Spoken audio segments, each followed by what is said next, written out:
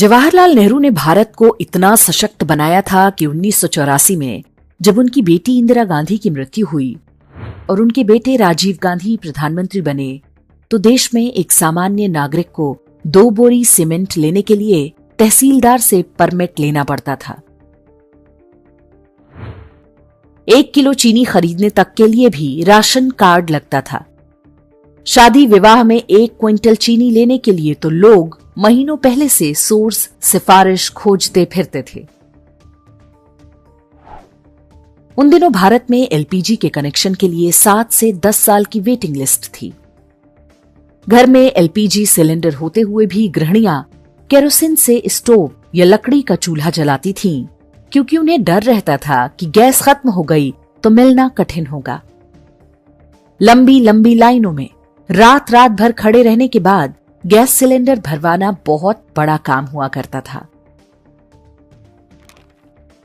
Iran युद्ध की आड़ में जो कांग्रेसी गैस सिलेंडर का रोना रो रहे हैं, उन्होंने ही 2014 के लोकसभा चुनाव में साल में 10 सिलेंडर देने के वादे को मास्टर स्ट्रोक बताया था।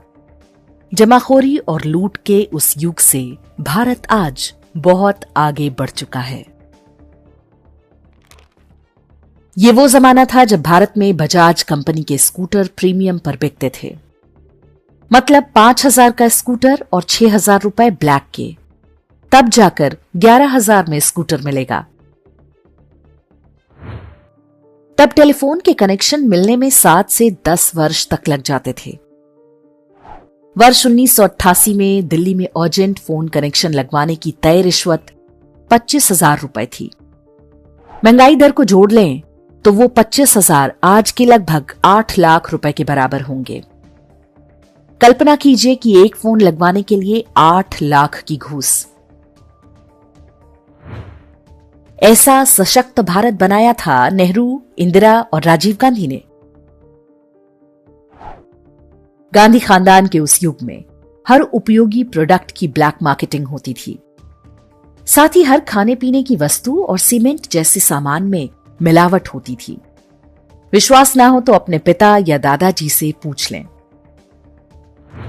लोग पूरे जीवन की कमाई लगाकर मकान बनवाते थे और बाद में पता चलता था कि सीमेंट नकली निकल गया। आधुनिक भारत के निर्माता चाचा नेहरू कितने बड़े युग दृष्टा थे, इसका एक और किस्सा सुनिए। चाचा जी ने 1957 में राजधानी दिल्ली के विकास के लिए दिल्ली डेवलपमेंट अथॉरिटी यानी डीडीए की स्थापना की। ऐसी एजेंसी जो दिल्ली का मास्टर प्लान बनाएगी। डीडीए को काम सौंपा गया कि वो अगले 50 वर्ष के हिसाब से प्लानिंग करे। 50 वर्ष बाद दिल्ली कैसी होगी, इसकी कल्पना करके शहर की नई कॉलोनियां बसाने का काम शुरू हो गया। सड़कें, पुल, सार्वजनिक परिवहन, रेलवे स्टेशन, बिजली, पानी जैसी सारी व्यवस्थाएं 50 वर्ष के हिसाब से प्लान की जाने लगी। चाचा जी जब कहते थे मेरे सपनों का भारत, तो उनके सपने में कभी नहीं आया कि दिल्ली वाले कभी कार तो क्या स्कूटर भी खरीद पाएंगे। 60 और 70 के दशक में बने दिल्ली के डीडीए फ्लैट्स को देख लीजिए। उनमें कार तो क्या स्कूटर खड़ा करने तक की जगह नहीं दी गई। चाचा नेहरू कितने बड़े युग दृष्टा थे, इसका एक और उदाहरण इंडिया अनबाउंड्स नामक पुस्तक के लेखक गुरुचरण दास ने दी है। गुरुचरण दास 60 और 70 के दशक में प्रॉक्टर एंड गैम्बल कंपनी के सीईओ रहे हैं। उन्होंने बताया है कि कैसे नेहरू और इंदिरा के भारत में टूथपेस्ट की तय सरकारी सीमा से अधिक ट्यूब बनाने के लिए भी विशेष अनुमति लेनी पड़ती थी। 70 के दशक में एक बार तमिलनाडु में फ्लू फैल गया। प्रॉक्टर एंड गैम्बल कंपनी का विक्स इनहेलर और विक्स वेपोरब तब भी बनता था। फ्लू फैला तो विक्स बाजार से गायब हो गया। कंपनी ने भारत सरकार से 5 लाख अतिरिक्त विक्स इनहेलर बनाने की परमिशन मांगी। वो परमिशन पूरे 1.5 महीने बाद आई, तब तक फ्लू ठीक हो चुका था। बजाज के पास तब भी क्षमता थी कि स्कूटर का प्रोडक्शन बढ़ाकर मांग पूरी कर सकते थे, लेकिन तब सरकार ने इसकी अनुमति नहीं दी, क्योंकि सप्लाई अधिक हो जाती तो ब्लैक मार्केटिंग बंद हो जाती। बाजार में एक ही स्कूटर उपलब्ध, उसे भी किक स्टार्ट करने से पहले तिरछा झुकाना पड़ता था। गुरचरण दास अपनी पुस्तक में लिखते हैं कि बिरला जी के बेटे आदित्य बिरला ने भारत में जब हिंडाल्को खड़ी की तो गांधी परिवार ने उनको इतना परेशान किया कि उन्होंने फिर लंबे समय तक भारत में कोई फैक्ट्री नहीं लगाई। आदित्य बिरला ने अपने जीवन में विदेशों में 32 से अधिक बड़ी फैक्ट्रियां स्थापित की हैं। नेहरू ने राष्ट्रीयकरण के नाम पर टाटा एयरलाइंस पर जबरन कब्जा किया था। उसे एयर इंडिया का नाम देकर वर्षों तक करोड़ों के घाटे में चलाया गया। भारत की सामान्य जनता अपने टैक्स से नेताओं की अय्याशी का बोझ उठाती रही। मोदी सरकार ने उस सफेद हाथी को वापस टाटा को बेचकर देश को मुक्ति दिलाई।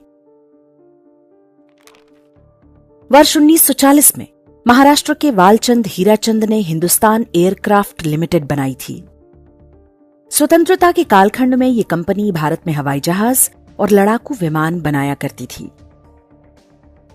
पहले अंग्रेजों ने कंपनी का 1/3 शेयर ले लिया और फिर नेहरू जी आए तो पूरी कंपनी को ही हड़प गए। नाम बदलकर हिंदुस्तान एरोनॉटिक्स लिमिटेड यानी HAL कर दिया। उसके बाद जो कुछ हुआ उससे आज भी हम पूरी तरह से उबर नहीं सके हैं। आज जब कोई कहता है कि नेहरू जी ने IIT, एम्स और इसरो बनाया तो उसकी बुद्धि पर तरस खाने से पहले अपने देश के दुर्भाग्य पर दुखी होना चाहिए।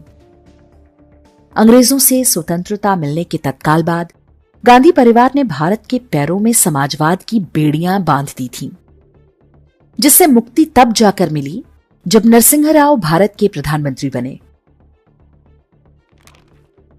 नेहरू गांधी परिवार की आर्थिक नीतियां कुछ और नहीं बल्कि उद्यमशील भारतीयों के साथ हुई दिन दहाड़े डकैती थी।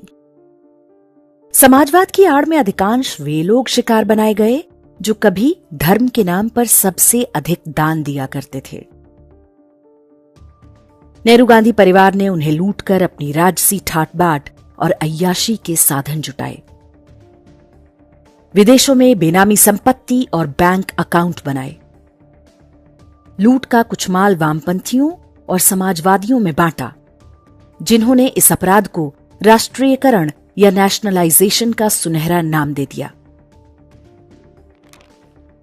नेहरू गांधी परिवार का कोई सदस्य या उनका कोई चापलूस जब भारतीय अर्थव्यवस्था के बारे में एक शब्द भी बोलता है तो हमें उनके अपराधों के बारे में पता होना चाहिए। हमें पता होना चाहिए कि ये उनकी निजी समस्या नहीं बल्कि लाइलाज खानदानी बीमारी है। नेहरू गांधी परिवार का राजनीतिक अंत ही इस बीमारी का सबसे कारगर उपचार है। हमारा एकमात्र उद्देश्य हिंदू समाज को जागृत और एकजुट करना है। इसमें सहभागी बने। धन्यवाद।